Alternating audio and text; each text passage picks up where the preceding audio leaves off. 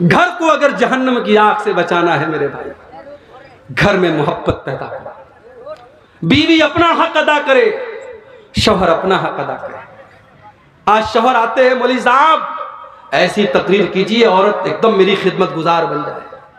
عورتیں یہ چاہتی ہے ایسی خدمت، ایسی تقریر کریں کہ شوہر بالکل ان کے تابع دار ہو جائیں۔ بیوی چاہتی ہے شوہر اس کا حق ادا کرے، شوہر چاہتا بیوی اس کا حق ادا کرے۔ آؤ اپنے نبی کے پاس چلتے ہیں۔ اللہ کے پیارے نبی صلی اللہ علیہ وسلم سے پوچھا گیا ای النساء خیر، اے اللہ کے نبی کون سی عورت سب سے اچھی عورت ہے؟ بڑے غور سے سننا میری ماں، رات رات بھر آپ نے تہجد پڑھ لیا ہوگا، ہو سکتا ہے آپ نے ہر مہینے 3 نفلی روزے رکھے ہوں گے، ہو سکتا ہے آپ روزانہ 5 پارے قرآن کی تلاوت کرتی ہوں گی، مگر اللہ کے نبی سے جب پوچھا گیا کہ کون سی عورت سب سے اچھی عورت ہے، نبی نے فرمایا 3 کوالٹی جس کے اندر پائی جائے، 3 چیزیں جس عورت کے اندر پائی جائیں وہ سب سے اچھی عورت ہے۔ التی تسرہ اذا نظر، جب شوہر دیکھے تو خوش ہو جائے۔ یا تو الٹی بات ہے، شوہر گھر میں آتا ہے، بال بکھرا ہے، کپڑے مہک رہے پسینے سے، تیل کی بدبو آ رہی ہے، مسالے کی بدبو آ رہی ہے، ہاں شادی میں جانا ہے تو 1 گھنٹے وہ پورا میک اپ کرے گی، پورے چہرے پر کریم پوتے گی اور پاؤڈر لگائے گی، اور آج کل تو ماشاءاللہ ایسا میک اپ چل رہا ہے کہ اگر عورت جو ہے اس کے موبائل پر اگر وہ فیس لاک لگا لے اور میک اپ کر کے اپنے موبائل پر فیس وہ اوپن کرنے کی کوشش کرے تو موبائل کہے گا محترمہ کون ہے آپ، بچہ نہیں پہچانے گا ماں کو، ایسا میک اپ ہو رہا ہے بیوٹی پارلر کے اندر۔ تو شوہر کے لیے کوئی میک اپ نہیں کر رہی ہے، جبکہ تیرے میک اپ کا حقدار تیرا شوہر ہے۔ جب تجھ کو معلوم ہے میرا شوہر رات کو 10 بجے آتا ہے، 9 بجے بیٹھ جا میرر کے سامنے، آئینے کے سامنے، اور اپنے آپ کو اتنا سجا لے، اتنا سنوار لے، اتنا خوبصورت بنا لے کہ شوہر جب باہر کی ٹینشن لے کے آئے اور بیوی کا چہرہ مسکراتا ہوا دیکھے، اس کے بدن کی خوشبو کو محسوس کرے تو شوہر کی ساری تھکاوٹ دور ہو جائے۔ التی تسرہ اذا نظر، جب شوہر دیکھے تو خوش ہو جائے۔ دوسری چیز وَتُطِيعُهُ إِذَا أَمَرَ، جب شوہر کوئی حکم دے تو مانے۔ یہاں تو ہوتا ہم کیوں مانے؟ ہم کوئی اس کی نوکرانی ہے؟ نوکرانی کی بات نہیں ہے، میاں بیوی کا رشتہ کوئی مالک اور نوکرانی کا رشتہ نہیں ہے، مگر ہاں اسکول میں ایک پرنسپل ہوتا ہے، ایک ٹیچر ہوتا ہے، ٹیچر کو اسی حساب سے پڑھانا جیسے پرنسپل کہہ رہا ہے۔ اگر ہر ٹیچر پرنسپل بنے گا اسکول بند کرنا پڑے گا۔ گھر بھی ایک اسکول ہے اور گھر کا پرنسپل مرد ہے اور عورت اس کے انڈر میں کام کرے گی۔ اگر شوہر کی کوئی بات ہے تو بیوی کو چاہیے کہ مانے اس کو۔ اللہ کے نبی نے تو یہاں تک کہا، دیکھیے یہ حدیثیں سن کر کے ہمیں عجیب لگتا ہے اللہ کے نبی نے ایسا کیوں کہا، مگر جب ہم پریکٹیکل سماج میں دیکھتے تو ہم کو لگتا ہے کہ واقعی اللہ کے پیارے نبی نے بڑی سچی بات کہی۔ آپ نے فرمایا اگر شوہر اپنی بیوی کو اپنے پاس بلائے، بیوی کو چاہیے اپنے سارے کام چھوڑ کر کے شوہر کے پاس جائے، وَإِن كَانَتْ عَلَى التَّنُّورِ، یہاں تک کہ اگر وہ چولہے پر روٹی پکا رہی ہے، چولہے پر ہے تب بھی وہ جائے۔ یہ کون سی بات ہوئی؟ بالکل بات ہوئی، شوہر اپنی بیوی سے 24 گھنٹے کبھی بھی اس کو اپنے پاس بلا سکتا ہے، اور اگر بیوی کے پاس کوئی شرعی عذر نہیں ہے تو بیوی کو جانا چاہیے۔ اور اگر بیوی انکار کرتی ہے، اللہ کے نبی فرماتے ہیں جس بیوی کا شوہر اس حال میں سو جائے کہ بیوی کو وہ دعوت دے اور بلائے اور بیوی اس کے پاس جانے سے انکار کر دے، بلا کہ کوئی مجبوری ہو، کوئی بیماری ہو، کوئی بات تو الگ بات ہے، اگر بغیر کسی عذر کے بیوی شوہر کی بات ماننے سے انکار کر دے، لعنتها الملائکۃ حتی تصبح، تو صبح تک فرشتے اس عورت پر لعنت کرتے ہیں۔ لیکن یہاں یہ بات یاد رہے کہ یہ معاملہ میاں بیوی کا جو معاملہ ہے یہ ایک طرفہ نہیں ہے۔ اگر بیوی کو چاہیے کہ شوہر کے جذبات کا خیال رکھے تو شوہر کو بھی چاہیے کہ بیوی کے جذبات کا خیال رکھے۔ یہ زور زبردستی کا رشتہ نہیں ہے، یہ محبت کا رشتہ ہے، یہ ماننے منوانے کا رشتہ ہے۔ اور تیسری چیز وَلَا تُخَالِفُهُ فِي نَفْسِهَا وَمَالِهِ بِمَا يَكْرَهُ، بہترین عورت کی تیسری نشانی کہ وہ عورت اپنے مال، اپنی آبرو کے سلسلے میں اور شوہر کے مال کے سلسلے میں کوئی ایسا کام نہ کرے جو شوہر کو ناپسند ہے۔ شوہر کی الماری کی چابی اس کے ہاتھ لگ گئی، اب اڑا رہی ہے پیسہ، شاپنگ خوب کر رہی ہے، اب شوہر نے وہ پیسہ کس ضرورت کے تحت رکھا ہے، شوہر کو بغیر بتائے اس کا پیسہ اڑا رہی ہے، غلط ہے۔ یا شوہر نے منع کر دیا فلاں کو گھر میں مت آنے دینا، اس کو گھر میں آنے دے رہی، یہ غلط ہے۔ تو شوہر کی مرضی کا خیال رکھے، اپنی آبرو کے سلسلے میں اور اپنے شوہر کے مال کے سلسلے میں کوئی ایسا کام نہ کرے۔ اب آ جائیے دوسری طرف، اللہ کے نبی کے پاس ایک صحابی آتے ہیں، ما حق زوجتی احدنا علی، اے اللہ کے نبی بیوی کا حق ہمارے اوپر کیا ہے؟ آج کوئی مرد مولوی سے یہ سوال نہیں کرتا، سب یہ چاہتے بیوی کو مجھے میرے ساتھ کیا کرنا چاہیے یہ بتاؤ مولوی صاحب، لیکن صحابی الٹا سوال کر رہے ہیں، ما حق زوجتی احدنا علیہ، اے اللہ کے نبی بیوی کا حق ہمارے اوپر کیا ہے؟ آپ نے فرمایا ان تطعمھا اذا طعمت، جو تم کھاؤ اپنی بیوی کو کھلاؤ۔ تم باہر کھا رہے ہو دیسی مرغا اور بیوی کو گھر میں بھات کھلا رہے ہو، تم باہر بہترین چیزیں کھا رہے ہو اور بیوی کو اس سے محروم کرو نہیں، جو تم کھاؤ بیوی کو کھلانے کی کوشش کرو۔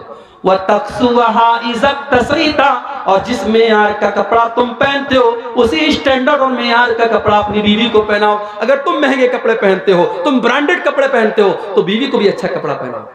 وَلَا تَضْرِبِ الْوَجْهَ، اور کبھی بیوی کے چہرے پر ہاتھ نہ اٹھانا، کبھی بیوی کے چہرے پر نہ مارنا۔ وَلَا تُقَبِّ، اور کبھی بیوی سے گالی گلوچ نہ کرنا۔ وَلَا تَحْجُرْ إِلَّا فِي الْبَيْتِ، اور جتنا بھی جھگڑا ہو جائے، میاں بیوی کا جھگڑا گھر کے باہر نہ جائے، اس کو کبھی گھر کے باہر نہ نکالنا۔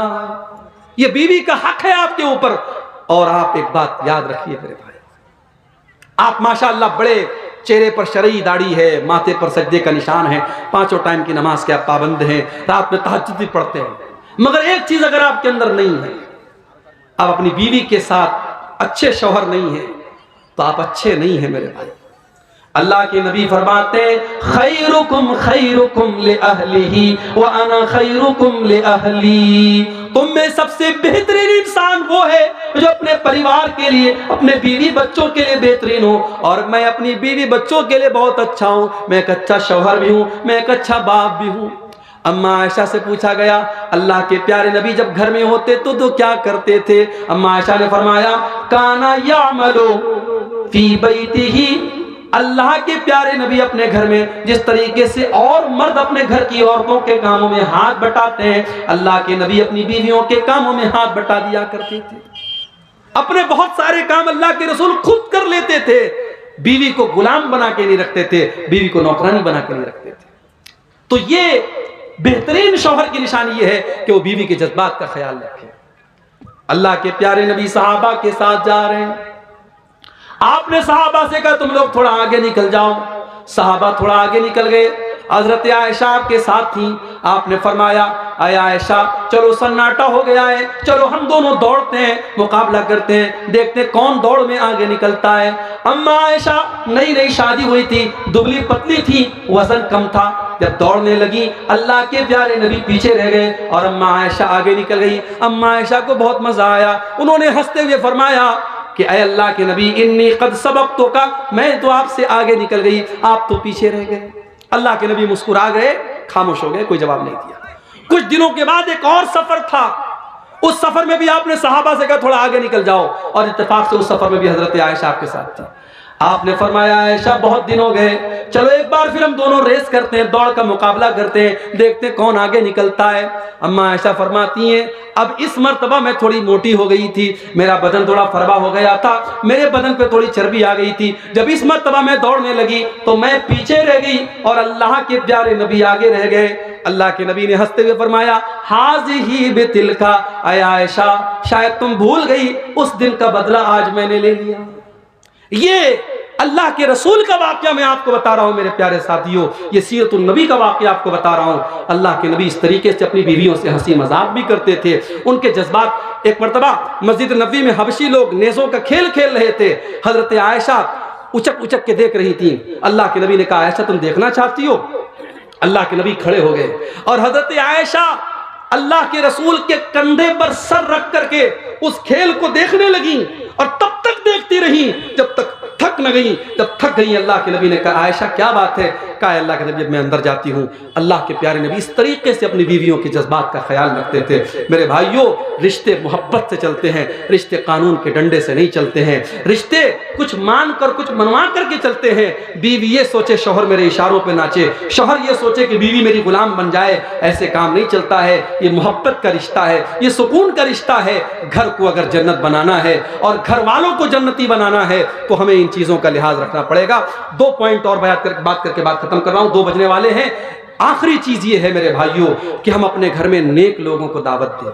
اگر ہم چاہتے ہیں ہمارے گھر والے جہنم کی آگ سے بچیں اور ہمارے گھر والے نیک بنیں تو نیک لوگوں کو آپ گھر میں دعوت دیں، علماء کو دعوت دیں، صالحین کو دعوت دیں۔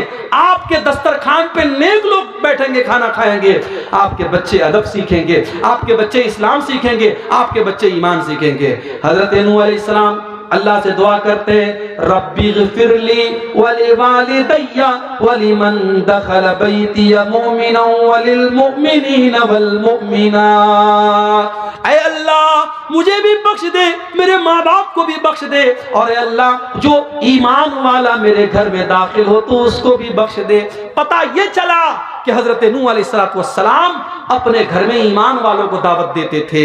آپ اپنے گھر میں شرابیوں کو بلا کے کھانا کھلا رہے ہیں، زانیوں کو بلا کر کے اپنے دسترخوان پہ دعوت دے رہے ہیں، اس سے گھر میں برکت نہیں آئے گی۔ نیک اور صالح لوگوں کو آپ دعوت دیجئے۔ اور آخری چیز یہ ہے میرے بھائیوں کہ آپ جو ہے دعا کیجئے۔ اگر آپ کو لگتا ہے کہ آپ کے گھر میں کوئی برائی ہے، آپ کا بچہ غلط راستے پر چل رہا ہے، آپ کی بیوی اللہ کی نافرمان ہے، آپ اس کی اصلاح کی کوشش کیجئے اور اللہ سے دعا کیجئے۔ 2 دعائیں میں سکھا رہا ہوں، اس کو یاد کر لیجئے۔ پہلی دعا آپ کو قرآن کے 19ویں پارے میں ملے گی۔ 19ویں پارے میں سورہ فرقان کے آخر میں آپ کو یہ دعا ملے گی۔ اللہ کے نیک بندے یہ دعا اللہ سے کرتے ہیں، ربنا ہب لنا من ازواجنا وذریاتنا قرۃ اعین واجعلنا للمتقین اماما۔ اے اللہ ہمارے بیوی بچوں کو ہماری آنکھوں کی ٹھنڈک بنا دے، اور اے اللہ ہمیں تو متقیوں کا امام بنا دے۔ آپ کی بیوی بچے آپ کی آنکھوں کی ٹھنڈک کب بنیں گے؟ جب آپ کی بیوی آپ کو نماز کے لیے اٹھائے گی۔ فجر کی 5 بجے اذان ہو رہی ہے، اذان کی آواز آپ کے کانوں میں جا رہی ہے اور آپ کمبل اوڑھ کے لیٹے ہیں اور بیوی آپ کو جھجوڑ کر کے اٹھاتی ہے، اٹھیے جائیے نماز پڑھیے۔ آپ کو سگریٹ پیتا ہوا دیکھ کر کے آپ کی بیوی ٹوک رہی ہے، یہ چندے آ رہے ہیں، اللہ تعالیٰ ان کو قبول کرے، مجھے نام نہیں پتا کس نے تعاون کیا ہے، اللہ قبول کرے۔ میں یہ کہہ رہا ہوں میرے بھائیوں کہ آپ کی بیوی اور بچے جب اللہ کے فرما بردار بنیں گے تب آپ کی آنکھوں کی ٹھنڈک بنیں گے۔ ایمان والے یہ دعا کرتے کہ اے اللہ ہمارے بیوی بچوں کو ہماری آنکھوں کی ٹھنڈک بنا دے، وَاجْعَلْنَا لِلْمُتَّقِينَ إِمَامًا، اور اے اللہ ہمیں تو متقیوں کا امام بنا دے، اتنا نیک بنا دے، دنیا مثال دے۔ متقی لوگ ایسے ہوتے ہیں، نیک لوگ ایسے ہوتے ہیں۔ ایک دعا آپ یہ یاد کر لیجئے، اور دوسری دعا جو ہمارے باپ ابراہیم علیہ السلام نے دعا کی تھی اس دعا کو یاد کر لیجئے، ربی اغفر لی۔ حضرت ابراہیم نے دعا کی، رب اجعلنی مقیم الصلاۃ ومن ذریتی ربنا وتقبل دعاء۔ اے اللہ مجھے بھی نماز کا پابند بنا دے اور میرے بچوں کو بھی نماز کا پابند بنا دے۔ اے اللہ میری دعا کو قبول کر لے۔ اپنے بچوں کے لیے دعا کیا کرو میرے بھائی، اپنی اولاد کے لیے دعا کیا کرو، اپنی اولاد کے عقیدے کے لیے دعا کیا کرو کہ اے اللہ مرتے دم تک میرے بچوں کو توحید پر رکھنا۔ ابراہیم علیہ السلام یہ بھی دعا کرتے ہیں، رب انہن اضللن کثیرا من الناس۔ اے اللہ ان بتوں کی وجہ سے بہت سارے ہلاک ہو گئے، وجنبنی وبنی ان نعبد الاصنام۔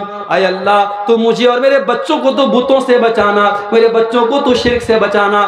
اپنی اولاد کی جیسے دنیا کی فکر کرتے ہو میرے بھائی، اپنی اولاد کی آخرت کی فکر کیا کرو۔ جب بھی دعا کے لیے اللہ کے سامنے ہاتھ اٹھایا کرو، اپنی اولاد کے لیے اپنی فیملی کے لیے بھی دعا کیا کرو۔ یہ چند باتیں گھروں کی اصلاح کے تعلق سے میں نے رکھی ہیں۔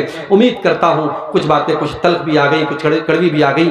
پہلی مرتبہ آپ کے علاقے میں آیا ہوں، اس امید کے ساتھ میں نے یہ باتیں رکھی ہیں کہ ہم صرف ایک کان سے سن کر کے دوسرے کان سے اڑا نہیں دیں گے، بلکہ ہم عمل کرنے کی کوشش کریں گے۔ اللہ سے دعا ہے رب العالمین ہم سب کو اپنے گھروں کی اصلاح کرنے کی توفیق عطا فرمائے۔ اللہ ہم سب میں سے جو باپ ہیں ان کو ایک ذمہ دار باپ بنا دے، جو مائیں ہیں ان کو ذمہ دار